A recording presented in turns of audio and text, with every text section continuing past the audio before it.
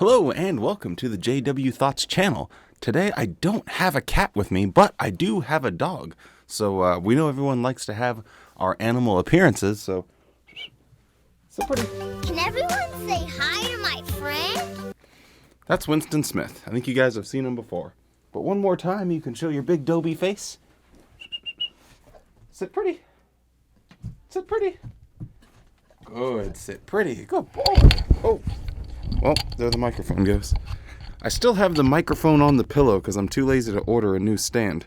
I know apparently that's a really funny euphemism for people. I have my microphone on a pillow. Anyway, that was probably the worst intro ever. This video is about the governing body, the generation teaching, and why the number of memorial takers is increasing. Intro, run it.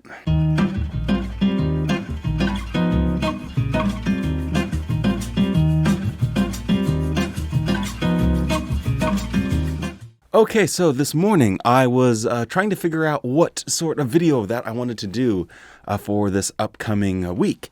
And I had a weird memory of something that I wrote while I was still a witness. Now, this is something that anyone that's been a Jehovah's Witness in the last 20 years has thought about, and that's why the number of memorial partakers started to go up. Up and up and up, then you gently float down. And when I was a witness, at this point, I think I wrote this in like 2015 or 2014. I think it was 2015. Anyway, I basically was like, why does the number go up? Because I had this idea in my head that, the final sealing basically finished in the 1930s, and then, it's just replacements after that, but it really couldn't be that many people.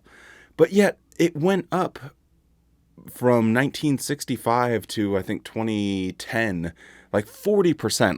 I didn't pull up the Excel spreadsheet that I made on the whole thing. Are you sure about that? But it went up a significant margin. So I set out to find or figure out exactly why the number of memorial partakers was going up.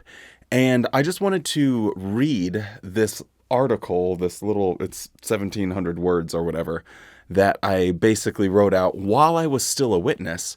And I talked about it with people in the congregation, and no one wanted to hear any of it. I haven't looked at this. I think it says the last time I looked at it on my Word account is in 2016. So it's been forever since I've actually looked at this. But it's not complete for sure. And, writing this as an ex-witness would be a completely different sounding thing. But I'll add some of my, ex-witness brain commentary into it. But I wanted to share this article that I wrote while I was still a witness. So let's get into it. It is entitled, Why the Number of Partakers is Going Up and How It Relates to the Generation Teaching. Waterworld. In a timeline. So in 1988, the October 15th, page 4, Watchtower said this. Might it be, though, that the sign could occur over the span of many human generations? No. The sign is to occur during one particular generation. The same generation that witnessed the beginning of the sign will also witness its climax in a tribulation such as has not occurred from the beginning of the creation. 3 historians, Matthew, Mark, and Luke, recorded Jesus' assurance of this. There is, however, the danger of becoming impatient. 74 years have passed since the outbreak of World War I in 1914. From a human standpoint, this may seem a very long time, but some eagle-eyed Christians who saw World War I are still very much alive. Their generation has not passed away. So, starting with the timeline, I think this was the latest article that I could find where they said explicitly that the generation that witnessed the events of 1914 and were anointed Christians were still alive, and they were sticking to that teaching. 1995 rolls around. From 1995. And then it's the infamous change. So throughout Watchtower's entire history, they always said, this is the generation that Jesus was talking about in Matthew refers to anointed Christians. And then in 1995, they made a change and said, it actually applies to the wicked system. So they diluted what the word generation was to mean that it's any wicked person that was really living at any time. Now, the reason for that is that by that time, most had died. There was a couple left. So what were they going to do? The generation teaching, the prophecy, as it were, failed. Most of them were dead, and they didn't know what else to do. So they said, okay, well, we must have had our understanding wrong. So that's 1995. Moving along in 1996 is when they start feeling the ramifications for changing this teaching. So there was a Watchtower 96, 815, page 31, questions from readers. The reports for some years show that the number partaking of the memorial emblems increased slightly. Does this suggest that many new ones are being anointed with Holy Spirit? There is good reason that the number of 144,000 anointed Christians was completed decades ago. We understand that this heavenly calling continued down through the centuries. Blah, blah, blah. But it seems that in the mid-1930s, the number of the 144,000 was basically completed. So this is important to remember. So they, as late as 1996, they were still saying, well, by the mid-1930s, the number of heavenly ones that was called, as the Jehovah's Witnesses see it, was basically complete. So now skip forward to 1999, and this is when things, in my eyes, get really interesting, because that's when you get a new recruitment of governing body members. And because you have a new group of governing body members, that's when things really start to change. So, just for a recap, 1988, that's when they said, no, it's only the generation that witnessed the events. 1995, they flip and say, oh, well, it's actually just the wicked people. Now, because of that, people obviously start thinking, oh, well, that means I could still be anointed if, you know, the generation teaching wasn't correct.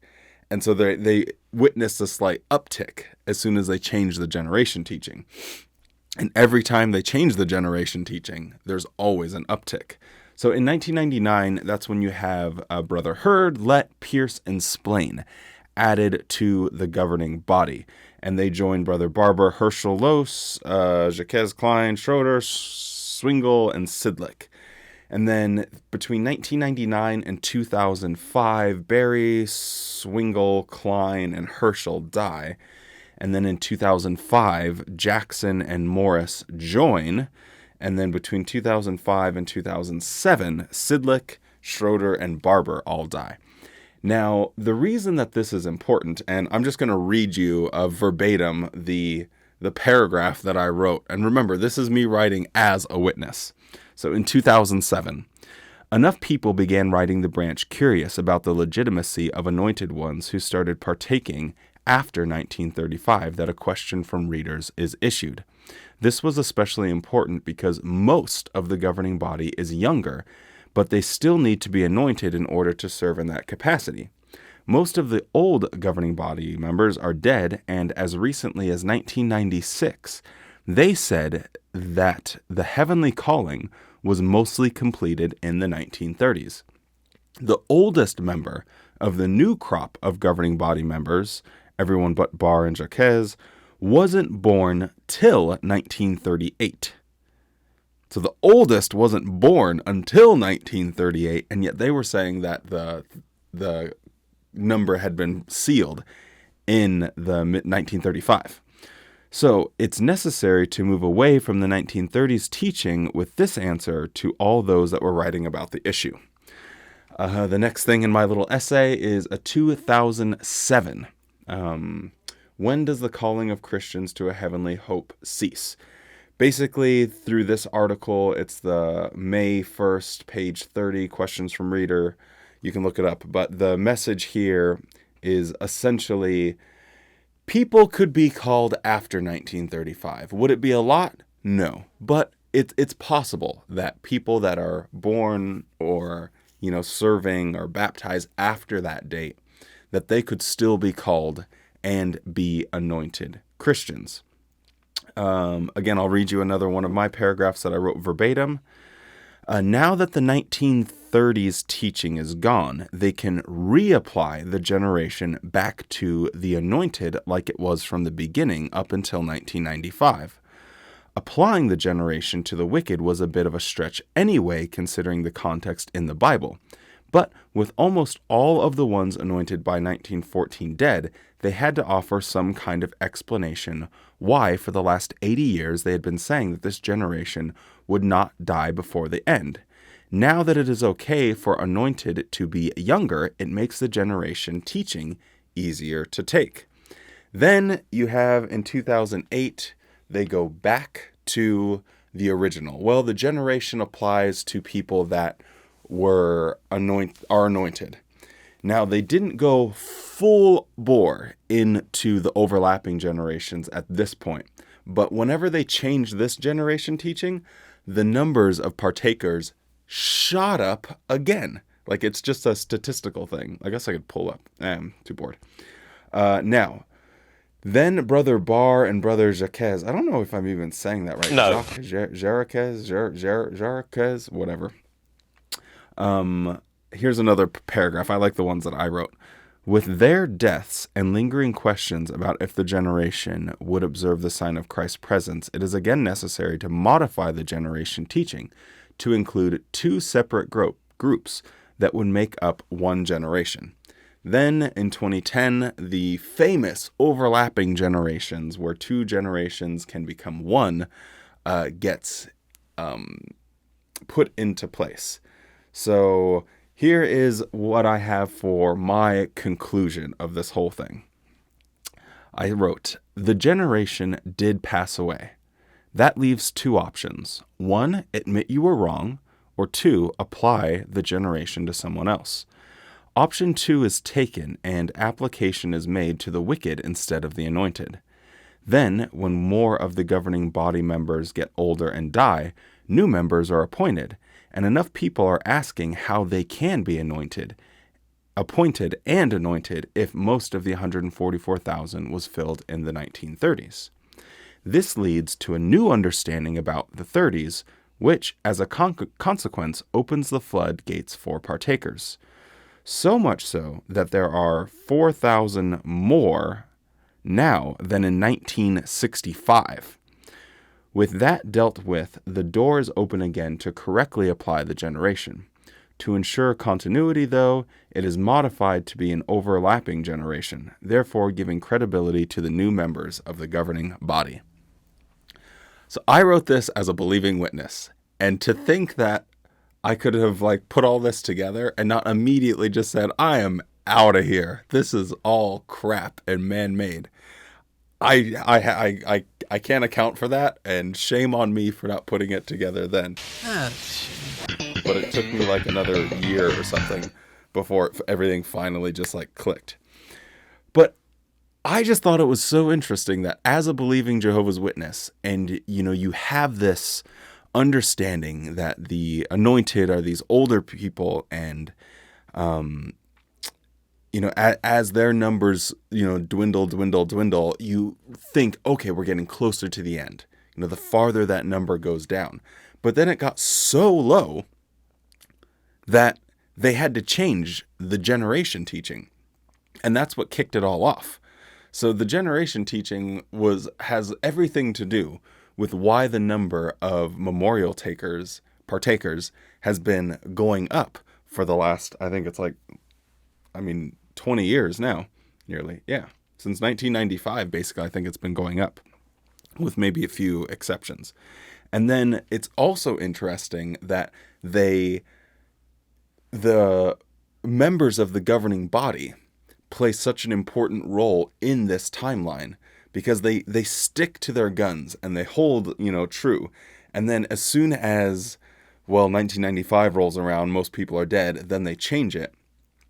Nothing happens for the generation teaching, which doesn't make any sense. They didn't offer any elaborate explanations as to why things happened. It just pretty much sat idly, and everyone just kind of like had their hands in their pockets whistling, hoping that no one was going to be asking too many questions. But then obviously they were making these questions from readers about the number of memorial partakers going up. So people were asking questions. And then once all of the previous governing body members, the ones that were still there in the 90s, once they were all gone and 2010 rolls in, that's when they do the overlapping generation thing. So all of the old governing body members are gone. Okay, well, now we have to roll in the new overlapping generation teaching, which it makes perfect sense.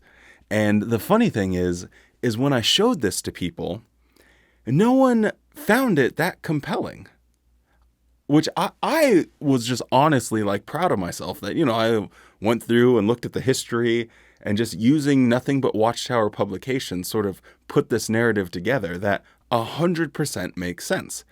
And yet people were like, oh, well, you're just looking too far into it. Well, what do you mean I'm looking too far into it? I have a question and I'm answering it with Watchtower publications, which is exactly what they want you to do. And I do distinctly remember one person, actually agreeing like, yeah, that makes a lot of sense. I just don't know if I agree with how conspiratorial you're making it sound, which maybe I did make it sound conspiratorial, but when I reach my conclusion, it is the generation did pass away. There's no denying that. You can't say that, oh, the generation didn't. They're not like magically living forever until they're 150 years old. So they died. The prophecy failed. 100% failed. And so what are you going to do? Well, you're going to change the teaching, or you're going to admit you're wrong. Well, Watchtower will never admit they're wrong, so they change the teaching. Now, the funny part about this is, which I didn't realize till later, is how this relates to the idea of new light. Because this is a classic case of a flip-flop.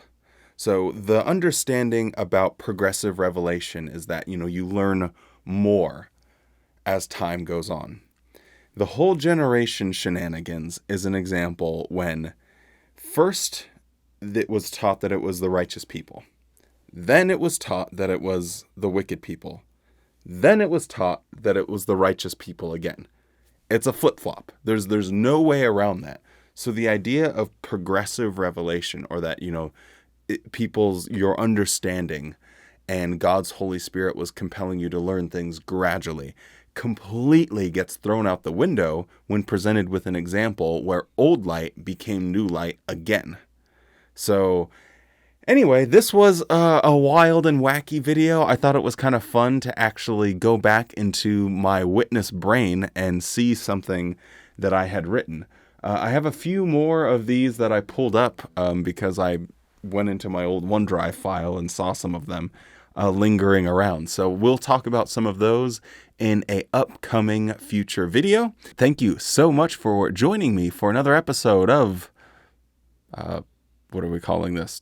Wally reads things that he wrote as a witness, but had a slight part in taking him out of being a witness while he was still not woken, but was on his way to being woken. : a dog did a trick. Bye. That was pretty terrible, but you know what? We're going to use one of those because I'm too tired and I need to go to the grocery store. Can everyone say hi to my friend?